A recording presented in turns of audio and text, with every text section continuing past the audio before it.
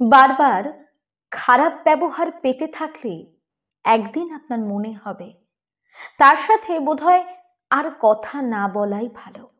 দেখবেন দুজন মানুষ কিছুদিন হয়তো কেউ কারো সাথে কথাই বলছে না, কদিন পর ঠিক এটাই মনে হবে কি হবে ইগো ধরে রেখে নিজের থেকেই বরং কথা বলি। আপনি হয়তো নিজের থেকেই কথা বললেন, আপনার ভুলটা ঠিক এইখানেই হলো। আপনি যেটাকে ইগো বলে ভাবলেন ওটা ঠিক ইগো নয়, ওটা আপনার আত্মসম্মান। ইগোর মিথ তখনই ভাঙবেন যদি মানুষটার মধ্যে অপরাধ বোধ কাজ করে।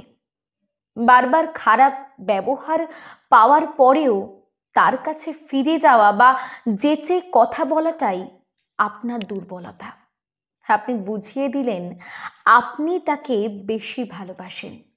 তাই কোনো কাজ করার আগে সবসময় বুদ্ধি প্রয়োগ করতে হয় না, মাঝে মাঝে বোধটাকেও কাজে লাগাতে হয়। নিজের বোধ দিয়ে ভাবুন। কাউকে ভালোবাসা মানে নিজের আত্মসম্মান বিসর্জন দিয়ে নিজেকে বিলিয়ে দেওয়া নয়। মনে রাখবেন, খুব খিদে পেলেও বাঘ কিন্তু ঘাস খায় না, মাংসই খায়।